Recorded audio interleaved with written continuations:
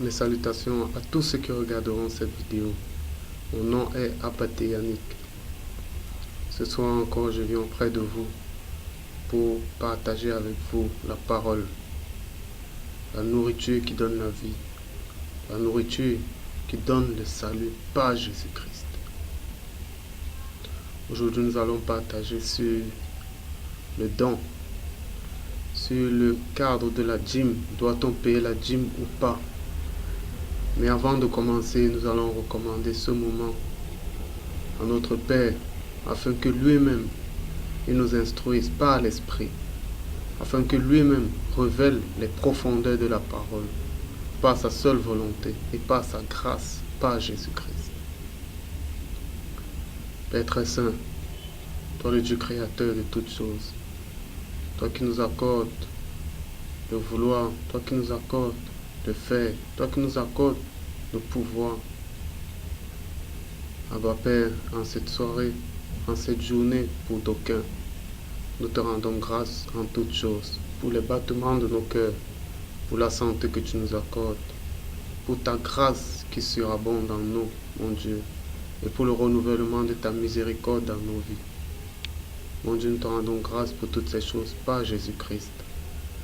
Et nous implorons pour que toutes les âmes soient sauvées. Nous implorons pour que ton esprit dispose les cœurs des hommes et que ces cœurs puissent être ouverts à la réception de ta parole qui donne la vie, de ta parole qui délivre, de ta parole qui guérit. Sois ouvert au témoignage de Jésus-Christ. Père très saint, à toi le roi des siècles, à toi le seul Dieu, à toi le seul sage, soit l'honneur et la gloire, d'éternité en éternité, de siècle en siècle, par Jésus-Christ de Nazareth. Amen.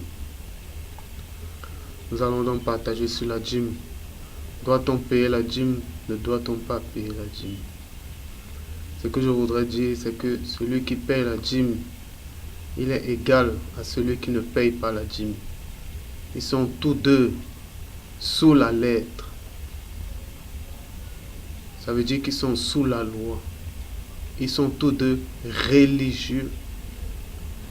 Parce qu'ils n'ont pas compris l'esprit. Ils marchent selon la loi. Ils marchent selon la chair. Et qu'est-ce que la chair fait? L'un des fruits de la chair, ce sont les disputes et les querelles. Si vous êtes dans la chair, vous allez toujours vous disputer. Ceux qui disent, moi je paye la dîme. Ceux qui disent, moi je ne paye pas la dîme. Tous les deux auront toujours de bons prétextes basés sur des versets bibliques pour se justifier. Ils auront tous deux des justificatifs. Parce que la lettre va toujours vous cogner les têtes. La lettre est faite pour ça. Elle est faite pour que chacun trouve en elle ses justificatifs pour faire ce qu'il veut. Que tu dises que je fais ou que je ne fais pas, vous êtes tous deux sous la lettre. Vous êtes semblables aux Galates. Il n'y a aucune différence. Et c'est pour vous que Paul a écrit aux Galates. Les Galates ont reçu l'Esprit, mais après ils se sont retournés dans la lettre. Recevoir l'Esprit Saint et rentrer dans la lettre, c'est être religieux. L'Esprit te conduit en toutes choses. L'Esprit t'éclaire en toutes choses. Parce que l'Esprit sonde les profondeurs de Dieu. Et seul l'Esprit peut te permettre d'accomplir la volonté parfaite de Dieu. Ne pas payer la dîme, ça ce n'est pas important. Le plus important c'est l'Esprit. Dieu donne son Esprit à ceux qui le lui demandent. Et avant, il faut d'abord obéir à Dieu. Pour que Dieu te donne son Esprit, il faut lui obéir. Et la première chose que nous devons faire, c'est mourir pour nous-mêmes. Ça veut dire abandonner ce monde. Abandonner nos ambitions. Abandonner toutes les convoitises de la chair. Mourir.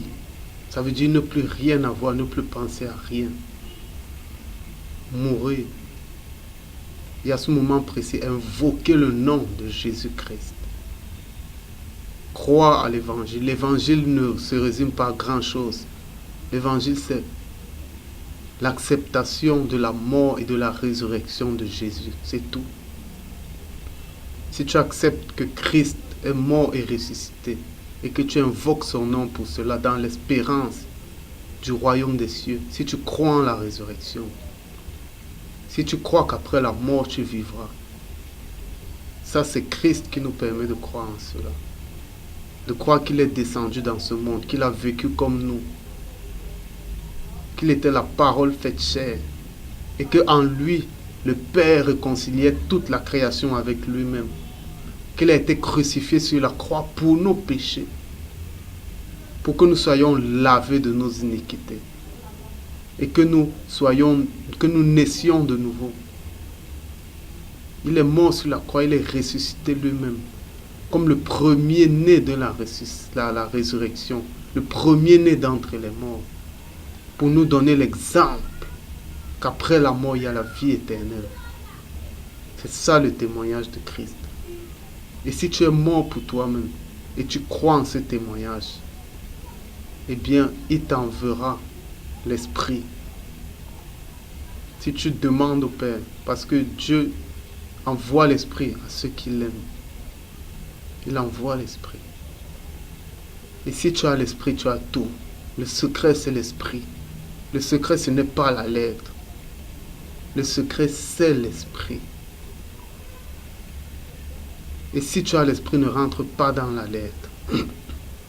Ne cherche pas les justificatifs dans la lettre parce que tu seras limité. Ce n'est pas la lettre qui t'édifie, mais c'est la lumière en toi qui fait vivre la lettre.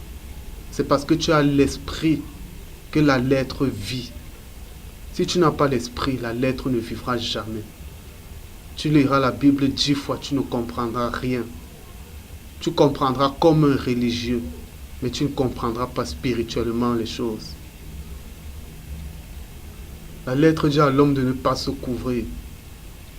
Vous croyez que quelqu'un qui est au combat, il aura le temps de se découvrir avant de prier? Il va prier la tête couverte. Et la lettre, il sera en train de pécher selon la lettre. Mais l'esprit, il ne péchera pas. Parce qu'il sait ce qui est agréable à Dieu. Et c'est que quand il part au combat, il doit se recommander à Dieu. En tant que spirituel, vous avez le casque du salut. Quand vous partez au combat, en tant que spirituel, vous avez le casque du salut. Dans le combat, vous ne priez pas. Mais vous allez enlever le salut avant de prier. La lettre juge, la lettre condamne, la lettre donne la crainte. Vivez par l'esprit. L'esprit ne connaît pas, je ne donne pas la dîme ou bien je donne la dîme. L'esprit connaît l'amour parce que la foi est agissante par l'amour. L'esprit connaît la soumission à sa loi, à la loi de l'esprit. Ça veut dire quoi? Ça veut dire si Dieu vous donne des finances, s'il vous donne des biens, ne vous empressez pas d'aller donner ou de ne pas donner. Ne vous empressez pas de dire, moi je ne donne pas la dîme dans les églises, je les donne aux pauvres. Ne vous empressez pas de le faire. Laissez-vous conduire par l'esprit. Ça veut dire, cet argent déjà il est consacré à Dieu. Parce que vous-même vous êtes tous consacrés à Dieu. Que ce soit votre esprit il est consacré, votre âme est consacrée à Dieu, votre corps, vos membres sont consacrés à Dieu. Ce qui veut dire que même votre argent est consacré à Dieu. Alors si vous avez des biens, gardez vos biens. Si Dieu veut que vous aidiez quelqu'un, cette personne-là, elle la fera venir vers vous. Ou bien il vous fera aller vous vers cette personne. Et vous saurez que c'est l'esprit qui vous a dirigé. Lorsque l'esprit ne vous dirige pas, vous accomplissez les choses selon la chair. Et c'est vain devant Dieu, c'est religieux. C'est religieux. Parce que la perfection, c'est l'esprit. La perfection, c'est l'esprit. C'est religieux. Ça veut dire que si vous vous levez, vous dites, bon, voilà l'argent, je divise. Vous n'avez même pas le droit de diviser votre argent. Votre argent appartient à Dieu en entier. Je divise, j'enlève 1/10 pour aller donner. Ça, c'est du charnel. Dis maintenant que vous avez de l'argent, vous enlevez une partie pour dire moi je ne donne pas au pasteur et tout, moi je donne aux pauvres, sans corps. C'est du charnel. Votre argent, gardez-le pour vous. Si Dieu veut que vous aidiez quelqu'un, il vous dirigera par l'esprit. Par l'esprit. Le spirituel est dirigé par l'esprit et non par la lettre. Vous craignez parce que vous n'entendez pas la voix de l'esprit. Vous pouvez aider quelqu'un de n'importe quelle façon. Vous pouvez être en train de marcher pour trouver quelqu'un qui est dans les problèmes. Il vous explique vos problèmes et